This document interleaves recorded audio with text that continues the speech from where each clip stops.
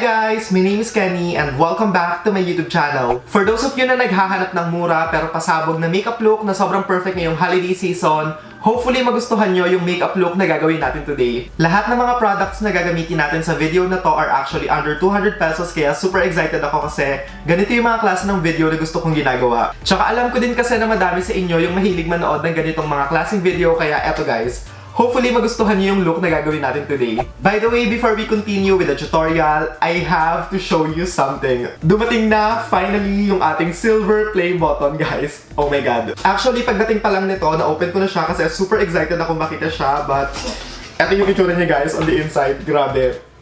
I can't believe na nagawa natin to guys. Grabe. Ito siya guys. Oh my god. It's so pretty. Hindi ko napapahabain to guys kasi baka sabihin nyo sobrang OA ko. But I just wanna say thank you sa lahat ng mga taong nanonood ng videos ko and sa mga nakasubscribe sa channel ko. Kasi diba, kung hindi naman dahil sa inyo, hindi natin to ma-achieve. Kaya ayun, thank you so much. Hopefully masaya din kayo kagaya ko guys. Kasi sa totoo lang, iba talaga yung feeling nung dumating na siya. Anyway, back to today's topic. So to save time, off camera ko na ginawa yung kilay ko. And yung product na ginamit ko is itong Careline Better Than Basic Color Pencil in the shade brown. To prime my face, ang gagamitin ko is yung isa sa mga favorite kong affordable primers and that is yung Quick FX No Shine Mattifier. With this one, kagaya pa din ng dati, ang gagawin ko lang is ilalagay ko siya sa mga areas ng face ko na sobrang large and visible ng pores and that is yung aking cheek area at saka yung T-zone.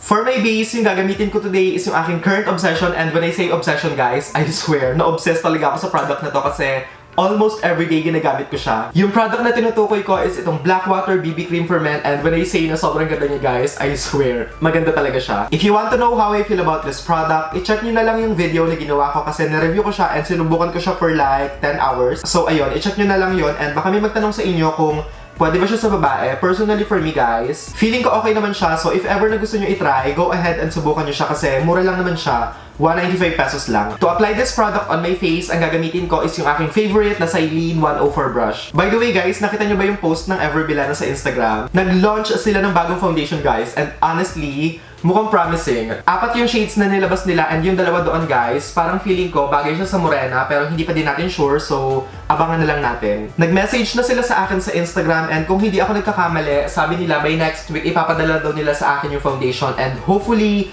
lahat ng shades ipadala nila kasi gusto ko talaga makita yung difference. Tsaka para ma-compare din natin and makita talaga natin kung maganda yung color range kasi 4 lang yung shades eh. I was actually hoping na sana medyo dinamihan pa nila like ginawa nilang 6 or 8 yung shades but umpisa pa lang naman, so siguro tinetest pa nila. Diba ang ganda ng coverage niya? Super ganda ng BB cream na to guys, I swear. I'm in love. For concealer, ang gagamitin ko today is itong Maybelline Fit Me Concealer in the shade Sand. Honestly, medyo nakakainis ang Maybelline ha, kasi yung last na bili ko dito, parang ano lang siya, 199 tapos ngayon 249 na. Nakakaloka diba? Kasi pati makeup apektado na ng inflation. But ganyan kayo, pati makeup dinadamay nyo ha? Charot. So ayun guys, I'm so sorry medyo clickbait yung title kasi 249 na siya but yung bili ko naman dito before 199 lang kaya ginamit ko pa din siya. To blend the concealer, gagamit lang ako ng damp Beauty Blender.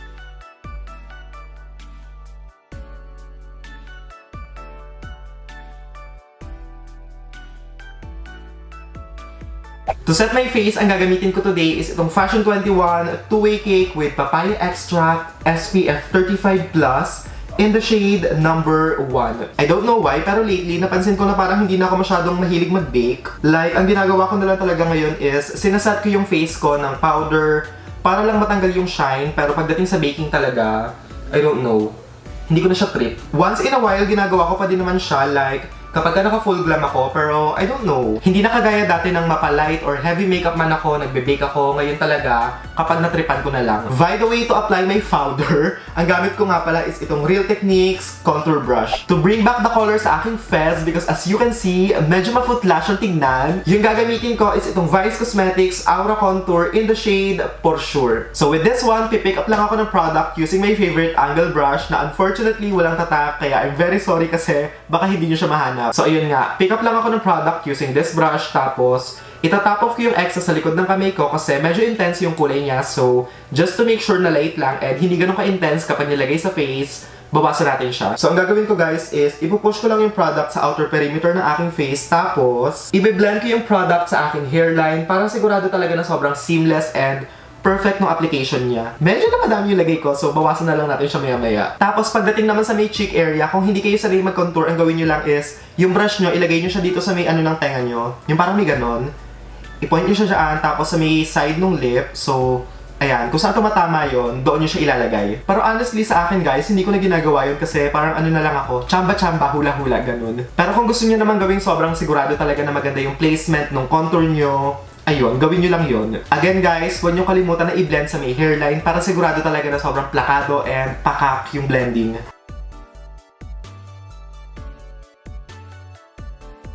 To contour my nose, same product lang din yung gagamitin ko, but this time, mas maliit na brush naman yung ipang-apply ko.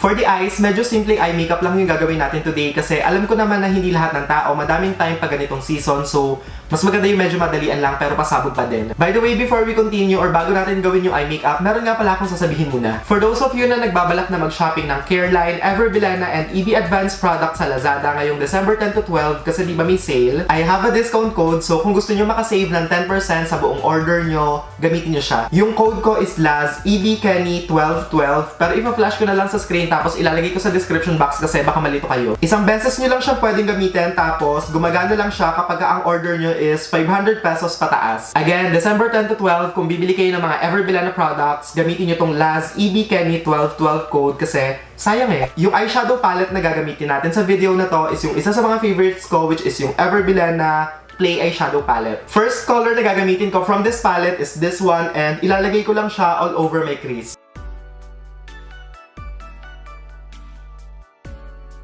This time, using a smaller blending brush, ang gagawin naman natin is kukunin natin tong kulay na to tapos ilalagay natin siya all over the lid. Hindi naman kailangan na gawing super perfect dito sa part na to kasi parang ano lang siya, base para sa may shimmery color na gagamitin natin. So, para lang mag-pop yung kulay, maglalagay tayo ng dark color kasi minsan kung ano na, straight na sa shimmer, hindi ganun masyadong ka-intense. So, para sigurado talaga na pasabog and kitang-kita yung shimmer, lagyan natin ng dark color muna. Tapos kapag nalagay nyo na siya sa may lid, ang gawin nyo lang guys is i-blend nyo yung edges para sigurado talaga na mas diffused and soft yung kulay niya. I'm so annoying guys, oh my god. Ngayon ko lang na-realize na may ibang shade pa lang nahalo dito kaya akala ko eto lang siya. So ayun, I'm very sorry guys kasi medyo nag-iba yung kulay niya. Pero okay lang naman kasi matatakpan naman siya ng shimmery shade from this palette. So using my pinky finger, ang gagawin ko naman this time is ilalagay ko tong kulay na to on top. Dito sa part na to, I highly recommend na ang gamitin nyo na lang is yung pinky finger nyo kasi mas magpa-pop and mas intense yung kakalabasan ng shade. Kapag kasi ginamitan nyo siya ng brush, hindi siya ganun ka-intense unless basain nyo siya. So, para sigurado talaga na sobrang pasabog and nanlalaban yung kulay niya, ayan, finger na lang gamitin natin. Using a clean blending brush, kuha lang tayo ng shade na to tapos i-blend natin yung edges para mawala yung harsh lines kasi medyo ano siya, hindi ganun kaganda yung edges. So, para mas seamless and mas smooth yung transition ng colors, i-blend natin siya. So for my lower lash line, paghaluin lang natin tong shade na to guys. For my waterline, instead of using black, gagamit na lang ako ng brown na eyeliner para magmukhang monochromatic yung look and yung gagamitin ko is itong Bilena Pro Eyeliner in the shade Chocolate. For mascara, yung gagamitin naman natin is itong Maybelline Hyper Curl Mascara. Maganda tong mascara na to guys kasi it's waterproof and long-lasting kaya sobrang perfect niya lalo na sa mga party kasi hindi ka agad siyang humuhulas. Tapos na ako sa eye makeup and naisipan ko maglagay ng falsies kasi guys, feeling ko may kulang kapag hindi ako naglalagay kaya ayan, naglagay na ako pero optional naman siya. Kung ayaw nyong maglagay ng lashes, okay lang din naman kasi mata nyo yan so kanya-kanyang trip. Yung gamit ko nga palang lashes, nabili ko lang siya sa ano guys, Glad King, parang 3 for 150 ganon, yung mga mink lashes nila so if ever na naghahanap kayo ng affordable na lashes, sa Divisoria guys, ang dami. Tapos para maging mas intense yung kulay sa may lid ko, ang ginawa ko is, binasa ko lang tong brush na to and using the same color, in-apply ko lang siya. Sinisipon ako guys, nakakainis. For my blush, ang gagamitin ko is itong Chris Aquino Forever Bilena blush in the shade New Love. Super nice ng blush na to guys, I promise, kasi meron siyang konting shimmer kaya kapag nilagay nyo sa cheeks, it's very glowy, it's very healthy. Maganda yung effect niya. Tapos, ang pigmented niya pa. Ang dami kong tinatanggal na excess kasi intense talaga yung pigmentation niya. A little goes a long way. For my highlight, ang gagamitin ko naman is itong EB Advanced Glow Out Highlighter in the shade Strobe. Tapos, para i-apply yung product, gagamit tayo ng stippling brush kasi Na-discover ko na kapag stippling brush yung ginagamit for highlight, mas maganda yung effect niya. Mas diffused kasi yung effect ng highlighter kapag ginamitan ng stippling brush dahil wala siyang harsh lines. Like this one. So yung kasi diba, it's so nice.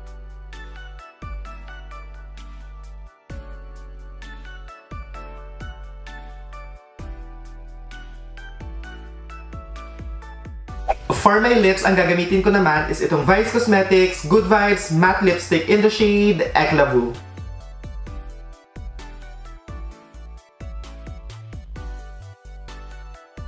This next part is actually optional, so kung ayaw nyo siyang gawin, okay lang naman. Kaya lang kasi guys, sawang-sawa na ako sa matte lipstick kaya maglalagay ako ng gloss. Yung lip gloss na gagamitin ko is itong Careline Extra Shine Lip Gloss in the shade number 3.